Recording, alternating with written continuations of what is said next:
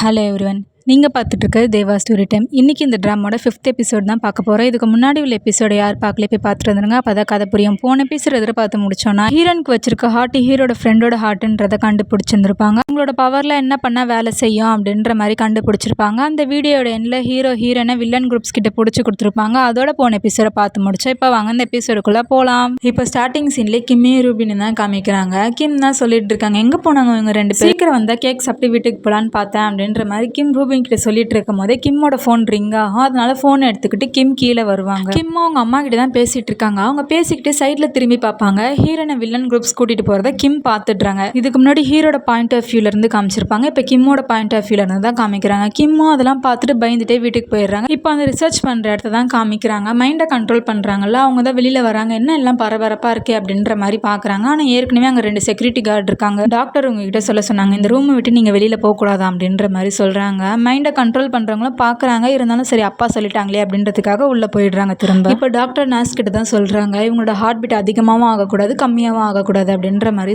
சொல்லிட்டு அது மாதிரி ஒரு டோஸ் ஒன்று கொடுங்க அப்படின்ற மாதிரி சொல்றாங்க. ஆனா டாக்டர் ஏற்கனவே எவ்வளோ டோஸ் உள்ள போயிருக்குன்றது தெரியலையே அப்படின்ற மாதிரி சொல்றாங்க. அப்போ டாக்டர் கத்தி எடுத்து ஹீரோன் கையில கீறி பாக்குறாங்க. காயமாகுது, ஆனா அடுத்த நிமிஷமே அந்த காயம் சரியாயிடுது. அப்பதான் டாக்டர் சரின்னு சொல்லிட்டு கையை பிடிக்கிறாங்க ஹீரோன் கையை. ஹீரோன் அந்த நிமிஷமே முழிச்சுக்கிறாங்க. முழிச்சுக்கிட்டு யாரா நீங்க எப்படி இங்க வந்தீங்க அப்படின்ற மாதிரி கேட்குறாங்க. அப்புறம் சுற்றி பார்த்துட்டு நம்ம தான் இந்த இடத்துக்கு வந்திருக்கோம் அப்படின்றதையும் தெரிஞ்சுக்கிறாங்க. டாக்டர் உன்னோட இதயத்துக்காக தான் இங்கே இருக்கு அப்படின்ற மாதிரி சொல்கிறாங்க. ஹீரோனுக்கு தெரியுது ஆப்ரேஷன் பண்ண போகிறாங்க, என்கிட்ட இந்த இதயத்தை எடுக்க போகிறாங்க அப்படின்றது தெரிஞ்சுட்டு சரி ஒரு கப் காஃபி இருந்தால் கொடுங்க அப்படின்ற மாதிரி கேட்குறாங்க. அவங்களுக்கு தெரியாதுல காஃபி குடிச்சா ஹீரோன் டெலிபோர்ட் ஆவாங்கன்றது. இருந்தாலும் அவங்க காஃபிலாம் கொடுக்கல, அவங்க பாட்டுன்னு அமைதியாக தான் இருக்காங்க. ஹீரோனும் காஃபி கொடுங்கன்னு கேட்டு பார்த்துட்டு அவங்க பேக்கெட்டில் கை வைக்கிறாங்க. பார்த்தா அதில் 2 காஃபி பேக்கெட் இருக்கு. காஃபி பவுடர் இல்லை, காஃபி ட்ரிங்க் இருக்கு. அதை எடுத்து குடிக்கிறாங்க. குடிச்சதும் அவங்களுக்கு அதெல்லாம் தெரியாது. அவங்க பாட்டு நார்மலாக நின்றுட்டு ஹீரோனை பிடிக்கிற மாதிரி வராங்க. ஹீரோன் அங்கேருந்து டெலிபோர்ட் ஆகி அதே இடத்துல வேற ஒரு பிளேஸ்க்கு போயிடுறாங்க. ஹீரோயின் மறுபடியும் இங்கே வந்துட்டோமா, இந்த நேரம் பார்த்தனால எதுவும் யோசிக்க கூட முடியலையே அப்படின்ற மாதிரி சொல்லிட்டு அவங்க மறுபடியும் டெலிபோர்ட் ஆகுறாங்க. மறுபடியும் அதே இடத்துக்கு தான் வந்துட்டு இருக்காங்க. இப்போ அங்கேருந்து சீன் கட் பண்ணி ஹீரோவை தான் காமிக்கிறாங்க. ஹீரோ தான் இப்போ யோசிச்சு பார்த்துட்டு இருக்காங்க. ஹீரோ அந்த ஊருக்கு வந்தோடனே டாக்டர் வந்து ஹீரோவை மீட் பண்ணியிருந்திருப்பாங்க. உனக்கு சைடு எஃபெக்ட்லாம் வந்துட்டு தானே இருக்குது, நீ அந்த குழந்தைய கண்டுபிடிச்சு கொடு, நம்ம அதை சரி பண்ணிடலாம் அப்படின்ற மாதிரி சொல்றாங்க. ஆனால் ஹீரோ கண்டுக்கவே அவர் பாட்டுன்னு போறாரு. டாக்டருக்கு தெரிஞ்சிருச்சா அவனோட உயிரை பத்தின கவலை அவனுக்கு இல்லை அப்படின்றது. அதனால உனக்கு ஒரு குடும்பம் இருக்கு அப்படின்ற மாதிரி சொல்றாங்க. ஹீரோவும் நின்று டாக்டரை திரும்பி பார்க்குறாங்க. ஆமா உனக்கு ஒரு குடும்பம் இருக்கு, நீ அந்த குழந்தைய கண்டுபிடிச்சு கொடுத்தா நான் அந்த டீட்டெயில்ஸ் உனக்கு தரேன் அப்படின்ற மாதிரி சொல்றாங்க. இப்போ ஹீரோவும் அந்த டீட்டெயில்ஸ் தான் கையில வச்சுட்டு இருக்காங்க. இப்போ ஹீரோனை தான் காமிக்கிறாங்க. திரும்ப இங்கே தாண்டா வந்துட்டு இருக்கோம் அப்படின்ற மாதிரி சொல்லிட்டு இன்னொரு காஃபி பேக்கெட் வச்சிருந்தாங்கல்ல, அதையும் பிரிச்சு குடிச்சிடுறாங்க. குடிச்சோடனே திரும்ப இப்போ ஹீரோ வீட்டுக்கு வந்துடுறாங்க. ஹீரோ கிட்டே கேட்குறாங்க, எதுக்காக இது மாதிரி பண்ணீங்க, அப்போ நீங்கள் பண்ணதெல்லாம் எங்களோட பவரை கண்டுபிடிச்சி அவங்க கையில் கொடுக்கறதுக்காக மட்டும்தானா அப்படின்ற மாதிரி கேட்குறாங்க. ஹீரோவும் யோசிக்கலாம், ஆமா அப்படின்ற மாதிரி சொல்றாங்க. அப்போ எதுக்காக இதை என் பேக்கெட்டில் வச்சிங்க அப்படின்ற மாதிரி அந்த காஃபி கவரை காமிக்கிறாங்க. இதை நீங்கள் என் பேக்கெட்டில் வச்சதுக்கு அவங்க கையில் எனக்கு கொடுக்காமலே இருந்திருக்கலாமே அப்படின்ற மாதிரி சொல்றாங்க. இப்போ தான் காமிக்கிறாங்க ஹீரோ எப்போ காஃபியை ஹீரோயின் பேக்கெட்டில் வச்சாங்கன்றதை இப்போ தான் காமிக்கிறாங்க. அவங்க ஊசி போட்டதும் ஹீரோயின் கீழே விழுந்திருப்பாங்கல்ல, அப்போ தான் அவங்க பேக்கெட்டில் காஃபியை வச்சிருப்பாங்க. ஹீரோயினும் இதெல்லாம் எதுக்காக பண்ணீங்க அப்படின்ற மாதிரி கேட்டுட்டு இருக்கும்போதே ஹீரோயின் மறைஞ்சிடுறாங்க. அதாவது ஹீரோயின் இங்கேருந்து மறைஞ்சு திரும்ப அந்த டாக்டர் இருக்க இடத்துக்கே போயிடுறாங்க. ஹீரோனும் திரும்ப இங்கேயே வந்துட்டோமா அப்படின்ற மாதிரி சொல்லிட்டு சரி என் கை தான் எனக்கு ஆயுதம் அப்படின்ற மாதிரி சொல்லிட்டு ஒரு பைப் ஒன்று எடுக்கிறாங்க. பார்த்தா பின்னாடில இருந்து டாக்டர் அடிச்சு மயக்கம் அடைய வச்சிடுறாங்க. இப்போ ஹீரோனை கட்டி போட்டு வச்சிருக்காங்க. டாக்டரும் கேட்குறாங்க, அந்த இதயம் உன்னோட உடம்புல இருக்கிறதுக்கு தகுதி இருக்கா முதல்ல உனக்கு, உன்னால யாருக்கு என்ன பிரயோஜனம் அப்படின்ற மாதிரி கேட்குறாங்க. ஹீரோனும் யோசிக்கிறாங்க, ஆமால நம்ம எந்த ஒரு பொறுப்புமே இல்லாம தானே சுத்திட்டு இருக்கோம் அப்படின்ற மாதிரி யோசிச்சுட்டு அப்போ என்னோட இதயத்தை வச்சு ஹீரோவை குணப்படுத்த முடியுமா அப்படின்ற மாதிரி கேட்குறாங்க. டாக்டரும் சொல்றாங்க, இல்லை என்னால் அதெல்லாம் பண்ண முடியாது, ஏன்னா அவனுக்கே அவனோட உயிரை பற்றின கவலை இல்லை அப்படின்ற மாதிரி சொல்கிறான். அப்போ எதுக்காக என்னை பிடிச்சிட்டு வந்து கொடுத்தாரு அப்படின்ற மாதிரி கேட்குறாங்க.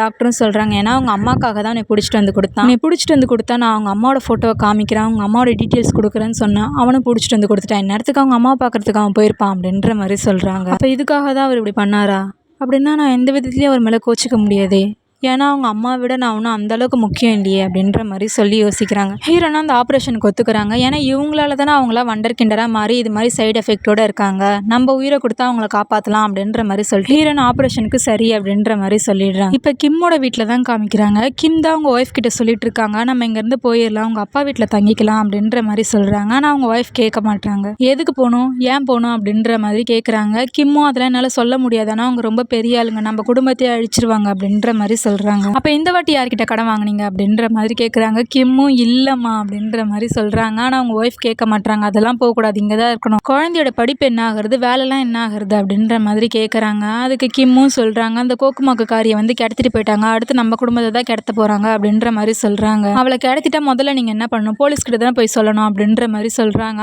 கரெக்டாக தான் சொல்கிறானா, போலீஸ் அவங்க பக்கம் தானே இருக்காங்க அப்படின்ற மாதிரி கிம்மும் சொல்லிட்டு இருக்காங்க. சும்மா என்னை தொந்தரவு பண்ணி டைம் வேஸ்ட் பண்ணிட்டு இருக்காதீங்க, நிறைய வேலை இருக்குது, அந்த சர்ச்சில் வேற பூ ஆர்டர் கொடுத்துருக்காங்க, அது பெரிய ஆர்டர், அந்த ஆர்டருக்காக நான் வேலை வேற செய்யணும் அப்படின்ற மாதிரி சொல்லிட்டு போக பார்க்குறாங்க. கிம்மும் அந்த ஆர்டரை கேன்சல் பண்ணிடுமா, அதுதான் பிரச்சனையே அப்படின்ற மாதிரி சொல்கிறாங்க. அதை கேட்டால் அவங்க ஒய்ஃபு கோவப்படுறாங்க. என்ன பிரச்சனை, உங்களால் மட்டும்தான் பிரச்சனை, பொண்ணுக்கு கோச்சிங் ஃபீஸ் கட்டணும், அது ஞாபகம் இருக்கா, அதை வச்சு தான் நான் இதெல்லாம் பிளான் பண்ணிட்டு இருக்கேன், நீங்கள் தான் நிறைய பிரச்சனை இழுத்துட்டு வரீங்க, உங்களால் மட்டும்தான் பிரச்சனை, அதனால நம்ம டிவோர்ஸ் பண்ணிக்கலாம் அப்படின்ற மாதிரி சொல்கிறாங்க. கிம்முக்கும் கோவம் வந்துருச்சு. அவங்க ஒய்ஃபும் சொல்லிட்டு போயிடுறாங்க. கிம்மு தான் இப்போ கத்திட்டு இருக்காங்க. சரிம்மா, நம்ம டிவோர்ஸ் பண்ணிக்கலாம், இதுதானே உனக்கு சந்தோஷம், நான் மட்டும்தானே உனக்கு பிரச்சனை, நீ இல்லைன்னா நான் ரொம்ப கஷ்டப்படுவேன் அப்படின்னு நினச்சிட்டு இருக்கியா, நீ இல்லைன்னா நான் ரொம்ப சந்தோஷப்படுவேன் அப்படின்ற மாதிரி சொல்லிட்டு கதவை மூடுவாங்க. பார்த்தா கதவோட கை ஒட்டிக்கும். கிம்மும் அவர் போய் தான் சொல்கிறாரு அப்படின்றது தெரிஞ்சு அப்படியே அழ ஆரம்பிச்சிருவாரு. பாட்டி இங்கே கிளம்பிட்டு இருக்காங்க. ரூபின் கிட்ட தான் சொல்லிட்டு போகிறாங்க, அவள் வீட்டுக்கு வராத இருக்கிறதுலாம் சரியாக வரல, அவட்ட அந்த சாப்பாடை கொடுத்துட்டு கரெக்டாக அதுக்கப்புறம் வீட்டுக்கு வர சொல்ல, அவள் எங்கேயும் தங்க வேணாம், வீட்டிலே தங்கட்டும் அப்படின்ற மாதிரி சொல்லிட்டு போகிறாங்க. ரூபினும் அந்த சாப்பாடு எடுத்துகிட்டு பண்ணிது நைட்டு ஃபுல்லாக வீட்டுக்கே வரல, அப்போ எங்கே தங்கியிருப்பா அப்படின்ற மாதிரி சொல்லிட்டு ரூபினோட வீட்டுக்கு போகிறாங்க. வெளியில் பார்த்தா கிம் தான் உட்காந்துட்டு இருக்காங்க. இப்போ கிம் சாப்பிட்டுட்டு இருக்காங்க. ரூபின் தான் சொல்லிட்டு இருக்கான், அவங்க 2 பேர் லவ் பண்ணுறாங்கன்னு நினைக்கிறேன், நேற்று 2 பேருமே வீட்டுக்கே வரல, நேற்று எங்கேயோ வெளியில் போயிருக்காங்க அப்படின்ற மாதிரி சொல்லிட்டு இருக்கான். அதை கேட்டு கிம் கோவம் தான் படுறாங்க. ஏன்டா நடக்காத விஷயத்துல யோசிச்சு பார்த்துட்டு இருக்க, இப்படி யோசிச்சு பாரு, அந்த மிஸ்டர் விசித்திரம் கோக்குமாக்கு காரி அந்த வில்லன் குரூப்ஸ் கூட சேர்ந்து கிடைத்திருந்தா அப்படின்ற மாதிரி கேட்குறாங்க. அதை கேட்டு ரூபின் என்ன பகல்லே கனவு கண்டுட்டு இருக்கீங்களா அப்படின்ற மாதிரி கேட்குறாங்க. கிம்முன் நடந்தது எல்லாத்தையும் சொல்கிறாங்க. இருந்தாலும் ரூபின் நம்பவே மாட்டுறாங்க. அப்போ தான் பக்கத்தில் ஒரு மூடி இருக்கும், அந்த மூடி மேலே கை வச்சு என்னோட பேர் ரூபின் அப்படின்ற மாதிரி கிம் சொல்கிறாங்க. பார்த்தா கை அந்த பிளேட்டோடய ஒட்டிக்கிச்சு. இப்போ உண்மையாக சொன்னால் மட்டும்தான் அந்த பிளேட் கீழே விழும். இப்போ கிம் சொல்கிறாங்க, மிஸ்டர் விசித்திரம் வில்லன் குரூப்ஸ் கூட சேர்ந்து கோக்குமாக்கு காரியை கிடத்திட்டான் அப்படின்ற மாதிரி சொல்கிறாங்க. பார்த்தா அந்த பிளேட் கீழே விழுந்துருது. ரூபினும் நம்புறாங்க. இப்போ ரூபினும் ஏஞ்சி போகிறாங்க. கிம் கையை பிடிச்சிக்கிட்டு எங்கடா போகிற அப்படின்ற மாதிரி கேட்குறாங்க. நான் வாத்தியாரை பார்க்க போகிறேன், பார்த்து என் செனியை கூட்டிகிட்டு வர போகிறேன் அப்படின்ற மாதிரி சொல்கிறாங்க. ஆனால் கிம் திட்ட ஆரம்பிச்சிடுறாங்க. என்னடா அவனோட சக்தி தெரியாமல் பேசிட்டு, அவனோட சக்தி தெரியும் தானே, ஜூஸ் புழிஞ்சிருவான் அப்படின்ற மாதிரி சொல்கிறாங்க. சொல்லிட்டு ரூபினை திட்ட ஆரம்பிச்சிடுறாங்க. ரூபினுக்கு கோவம் வந்துருச்சு. ரூபினும் கிம்மோட கையை டைட்டாக பிடிக்க ஆரம்பிச்சிடுறாங்க. கிம்முக்கு வலிக்க ஆரம்பிச்சிடுச்சு. அப்போதான் ரூபினும் சொல்கிறாங்க அவங்க 2 பேரும் எப்படி ஃப்ரெண்ட்ஸ் ஆனாங்க அப்படின்றத. இப்போ ரூபினும் ஹீரோயினும் ஸ்கூல் படிச்சதை தான் காமிக்கிறாங்க. ரூபின் சாப்பிட்டுட்டு இருக்காங்க. ரூபின் ரொம்ப அப்பாவி, அடிச்சாலே எதுவும் கேட்க மாட்டான் அப்படின்றதுனால ரூபினை போட்டு எல்லாரும் அடிச்சிட்டு இருக்காங்க. ஹீரோனும் பார்க்குறாங்க. ரூபினோட தட்டில் இருக்க சாப்பாடு எடுத்து அவங்க சாப்பிட்றாங்க. அப்போ ஒரு பையன் அடிக்கிறதுக்காக வரான். ஹீரோன் உட்காந்துட்டு இருக்கதை பார்த்தா அவன் அடிக்காமலே போயிடுறான். இன்னொரு பையனை அடிக்கிறதுக்காக வரான். அவனுக்கு ஹீரோனை பற்றி தெரியல, அதனால ரூபின் அடிக்கிற மாதிரி வரான். சுற்றி இருக்க பசங்க தான் அந்த பையன் அந்த பொண்ணோட ஃப்ரெண்டு போல இருக்குதுடா, வாடா அமைதி அப்படின்ற மாதிரி சொல்லிட்டு கூட்டிட்டு போயிடுறாங்க. அப்பத்துலேருந்தே 2 பேரும் ஃப்ரெண்ட்ஸாக தான் இருக்காங்க. ரூபினும் இதெல்லாம் சொல்லிட்டு சொல்கிறாங்க, என்னை அடிச்ச யாருமே எதுவுமே கேட்க மாட்டாங்க, எனக்காக ஃபர்ஸ்ட்டு கேட்ட பொண்ணு அவ தான் அப்படின்ற மாதிரி சொல்லிட்டு இருக்காங்க. கிம் பார்த்தா பக்கத்தில் அழுதுட்டு இருக்காங்க. கிம்மும் அழுதுகிட்டே நீ கதை சொல்கிறதா என் கையை விட்டுட்டு சொல்லுப்பா அப்படின்ற மாதிரி சொல்லிட்டு அழுகுறாங்க. ஏன்னா அவங்களுக்கு கை வலிக்குது போல இருக்கு, அதில் அழுதுட்டு இருக்காங்க. அவங்க நீங்கள் கேட்கவே தேவையில்ல, நீங்கள் எங்கேயே இருந்துக்கோங்க, என் செனிக்காக நான் போய் கேட்குறேன் அப்படின்ற மாதிரி சொல்லிட்டு ரூபினும் போகிறாங்க. இப்போ அதே டைம் ஹீரோ வேலை செஞ்ச இடத்துல தான் காமிக்கிறாங்க.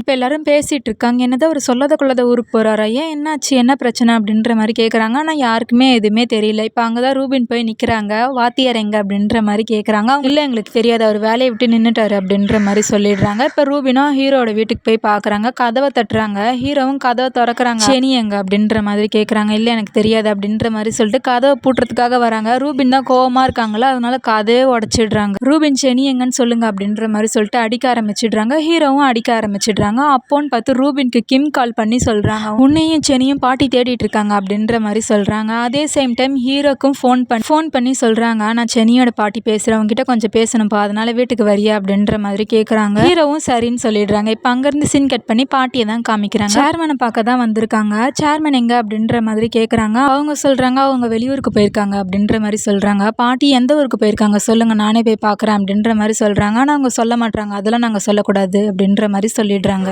அப்போ அந்த டைம் கரெக்டாக சுன்மோவும் கால் பண்ணுறாங்க. கால் பண்ணி சேர்மன் சர்ச்சுக்கு வந்திருக்காரு அப்படின்ற மாதிரி சொல்கிறாங்க. இப்போ அங்கேருந்து சீன் கட் பண்ணி ஹீரோயின் வீட்டில் தான் காமிக்கிறாங்க. ஹீரோனுக்கு என்னென்னலாம் ஆசை இருக்கோ எல்லாத்தையும் எழுதி வச்சுருப்பாங்க. அதை தான் ஹீரோ பார்த்துட்டு இருக்காங்க. அப்போன்னு பார்த்து பாட்டி கரெக்டாக கூப்பிடுறாங்க. ரெடி ஆகிடுச்சு பண்ணி வரலாம் அப்படின்ற மாதிரி கூப்பிடுறாங்க. ஹீரோவும் போய் பார்க்குறாங்க. பார்த்தா ஹீரோ சாப்பிட்றதுக்கு சாப்பாடுலாம் செஞ்சு வச்சுருக்காங்க. அப்புறம் ஹீரோ கிட்டேயும் சொல்கிறாங்க, நீயும் ஒரு வண்டர் கிண்டர் குழந்தைன்றத ஹீரோன்னு சொல்லியிருக்காப்பா, நீ இழந்த வாழ்க்கை இந்த சாப்பாடு தரதா, ஆனால் நீ போகிறதுக்குள்ளே இது மாதிரி நான் சாப்பாடு சாப்பாடு செஞ்சு கொடுக்கணும்னு ஆசைப்பட்டேன், அதனால தான் செஞ்சு கொடுக்குறேன் அப்படின்ற மாதிரி சொல்கிறாங்க. ஆனால் ஹீரோ சாப்பிட மாட்றாங்க. நீங்கள் செஞ்சு கொடுத்ததுக்கே நன்றி அப்படின்ற மாதிரி சொல்லிட்டு ஹீரோ போக பார்க்குறாங்க. பாட்டியும் கேட்குறாங்க, ஜெனி எங்கன்றதை மட்டும் நீ சொல்லு, நீ காப்பாத்துன்ற மாதிரி நான் கேட்க மாட்டேன், அதை நானே பார்த்துக்கிறேன், நீ அவங்ககிட்ட பிடிச்சி கொடுத்துட்டியா அப்படின்ற மாதிரி கேட்குறாங்க.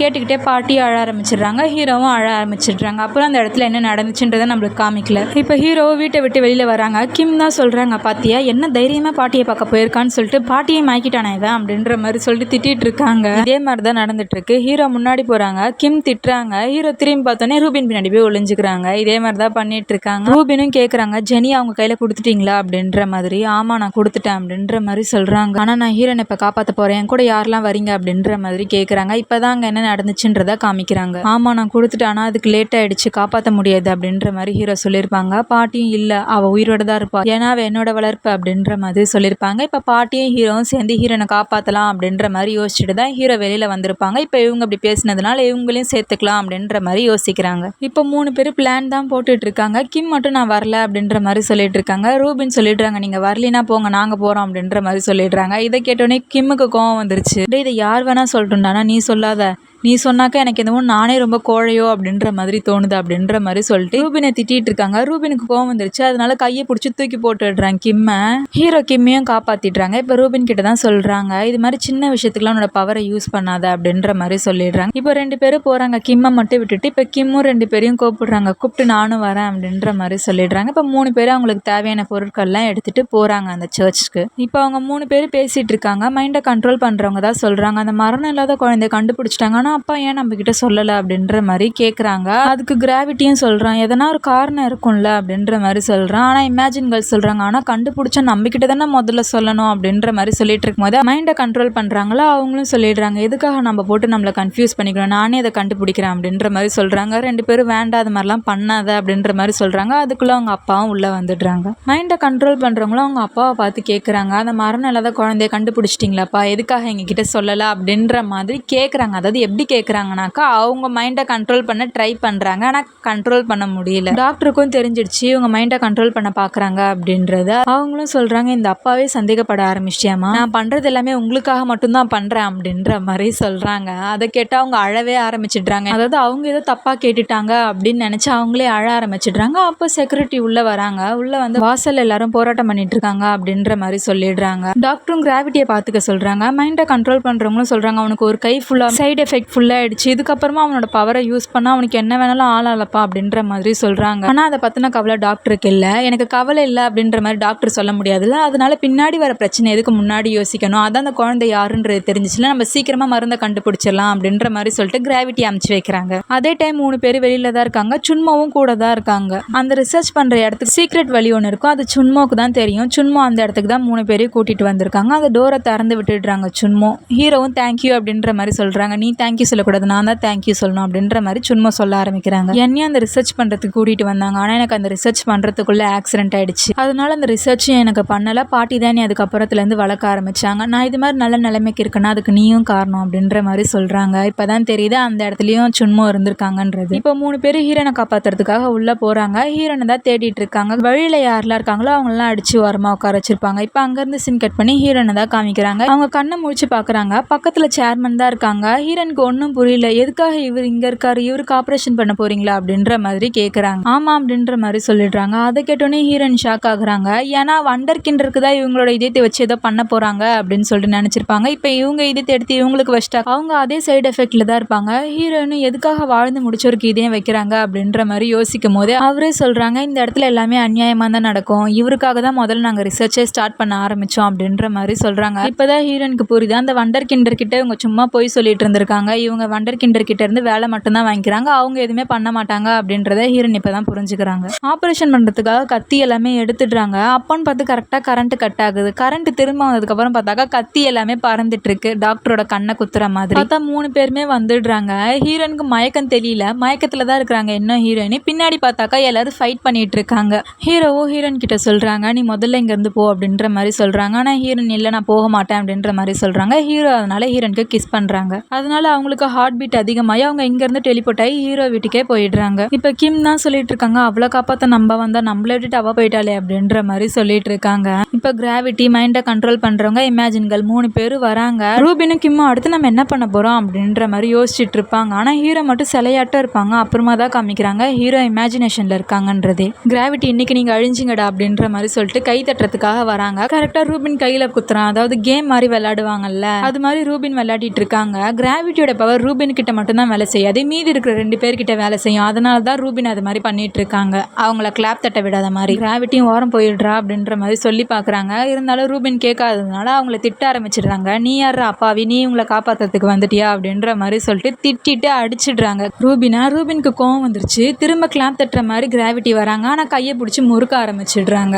நான் அப்பாவி தான், ஆனா அதுக்காக என் ஃப்ரெண்டுங்களுக்கு ஒண்ணுனா நான் அமைதியா இருக்க மாட்டேன், சாரி இதுக்கப்புறம் உனக்கு காது கேட்காது அப்படின்ற மாதிரி சொல்லிடுறாங்க. சொல்லிட்டு ரூபின் கிராவிட்டி அடிச்சிடுறாங்க. கிராவிட்டி பறந்து போய் விழுந்துடுறாங்க. இப்போ அங்கேருந்து சீன் கட் பண்ணி ஹீரோட இமேஜினேஷனை தான் காமிக்கிறாங்க. ஹீரோக்கு முன்னாடி ஹீரோட ஃப்ரெண்டு தான் படுத்துட்டு இருக்காங்க. என்னை காப்பாத்து அப்படின்ற மாதிரி சொல்றாங்க. ஹீரோவும் கை கொடுக்குற மாதிரி போறாங்க. கரெக்டா பெரிய கல்லா வந்து ஹீரோவோட ஃப்ரெண்டு மேல விழுந்துருது. ஹீரோ அதை பார்த்துட்டு இருக்கும் போதே பக்கத்துல இமேஜின்கள் வந்துடுறாங்க. இதெல்லாம் யாரால, உன்னாலதான் நடந்துச்சு, நீ அன்னைக்கு அமைதியா இருந்திருந்தீன்னா இது மாதிரிலாம் நடந்திருக்குமா அப்படின்ற மாதிரி சொல்றாங்க. இமேஜின்கள் ஃபுல்லா ஹீரோ மட்டுமே பிளேம் பண்ணி பேசிட்டு இருக்காங்க. உன்னால மட்டும்தான் இது மாதிரி ஆச்சு, அவன் இறந்தானா அதுக்கு நீ மட்டும்தான் காரணம் அப்படின்ற மாதிரி சொல்லிட்டு இருக்காங்க. ஹீரோக்கு கோவம் வந்துச்சு, போதும் அமைதியாரு அப்படின்ற மாதிரி கத்துறாங்க. கத்துனோடனே எல்லா பொருளும் பறக்க ஆரம்பிச்சிருச்சு. இதோட இந்த எபிசோட் முடிஞ்சிருச்சு. வீடியோ பிடிச்சிருந்தா லைக் பண்ணுங்க, ஷேர் பண்ணுங்க, கமெண்ட் பண்ணுங்க. அதோட அடுத்த வீடியோஸ்ல பார்க்கலாம். பாய்.